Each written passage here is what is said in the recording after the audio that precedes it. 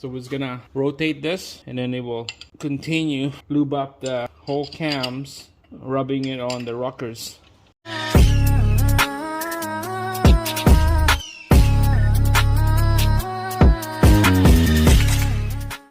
Alright guys, here we go. WRX, the FA20 engine right here. This is it. Spending about an hour and a half doing the math, and took about 2 days for the shims came in from Subaru. I got one size right there, second size, and then the third size. I believe this is a 265. This one is a 256, and this one is 243. There's the part number. So they're about oversized than what's on the vehicle right now. Everything what's on the vehicle was 240. Everything was 240. So the previous owner sent the head to the shop. They just put everything back together without no measuring it. Put a brand new valve stem seals, keepers, springs, and valves, intake exhaust, brand new. And then they lapped the valves, and they never put the right shims on this. They put the original shims. 240 is the shims original. Everything was 240. So on this one right here, on the passenger side, here's my chart right here. This is the passenger, this is the driver. So those intake exhaust. So those highlighted one, those are the oversized one. There's two right there, one of each cams, intake exhaust. And on the driver's side, like I mentioned when I bought this vehicle, driver's side is noisy, he said, and you can tell there's three there that needs to be adjust, bigger shims, and one on the exhaust. Okay, so the math on this is ridiculous.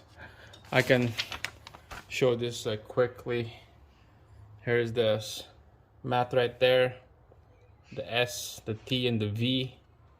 So here's the value right there, the S, V, and T. Not gonna show you guys that, those are boring stuff, but anyways, I got all the right shims in there, measured up. On the intake side, the spec is low end at 0.007 and the high end is 0.009. So if you're in between those specs, you are good, as long as when it feels drag a little bit. I mean, when it's dragging a little bit, when you put the feeler gauge, when it drags a little bit, that's, you're on the right ball. Same thing on the exhaust. The spec on those is 0.009 low end and 0.0011 is the high end. And when you put the filler gauge, of course, the cam lubes has to be facing up. When you put the filler gauge underneath the cam and on top of the rockers, when it drags a little bit, you're on the right track, and those are the right spec. So there's one more rocker that I need to install. I was gonna quickly show you guys how that's done. This is gonna be on the exhaust side. I'll give you guys a quick tip installing this rocker. So I got my right shim here ready. You can see, I hope you can see it. Okay, right there. That's the right shim already. It's in there. You need the pry bar and a hammer. This is the tools that you're gonna need, okay? So to take this out, this is what I use, has the like a trim tool. This is what I use. I just gonna rest it on the back of the tray of this cams, and then push the spring down. Just gonna rock it like that. Rock that trim tool, and then it will come out, that rocker. So make sure the cam loops is facing up. So what I do to make this thing easy to install is I'm just gonna rest the rocker on top of those shims, and then the hydraulic lifters as well on top. Make sure this is lined up right there, and then I'm just gonna use the wrench to turn the crank. That cam loops will press in. There you go, it will press right in. When it's pressed like that, that's when you put this pry bar right on the edge of that rocker like that. Hopefully you can see it. So right there, right in the edge of the rocker, and then you hit it with the hammer, and then it will slide right in place. Here we go. There we go. See that snap? When you hear that snap, it's just right in place, just like that, guys. There we go.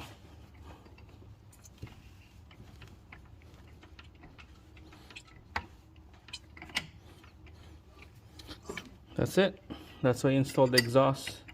The intake will be a tricky one because it's up right here. I'll just use this trim tools right here to jam it right here. Push that spring down and then you slide in the rocker.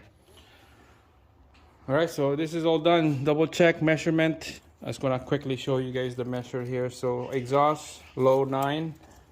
This will be really low, so you can see it just slide right in. There's 0.011. There you go. You can feel the drag, and that's what we want. Especially this one right here. You can feel the drag. Alright guys, so before you put the cover back on, put some lube on those cams for a dry start. You don't want metal to metal. So we're just gonna rotate this and then it will continue lube up the whole cams, rubbing it on the rockers. So just rotate the crank and then this should be ready to go, and putting the cover back on. So there you go. So it's all been rotated. That would be nice and slippery when we start this engine. Alright, so now it's time to put the seal for the spark plugs and then the cover right here. Time to go back. And then we'll put the bolts back in here. Hand tight, everything hand tight, and then we'll torque it to spec.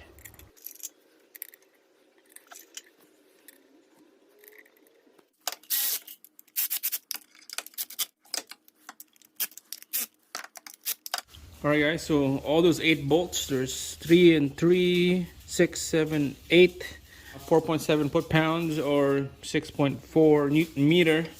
I don't have a torque wrench that go that low, so it's gonna go by feel here. Just a snug on all 8 of these bolts.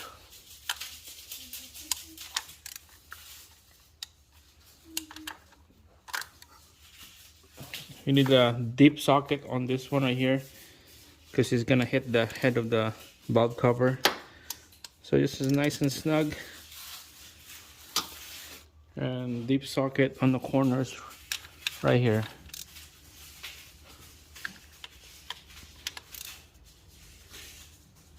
There you go. That's it, nice and snug. All right, we'll put the spark plug and then we'll put all the vacuum lines, the intake tube here, and then the harness, and this side should be done. I'm just gonna quickly do that.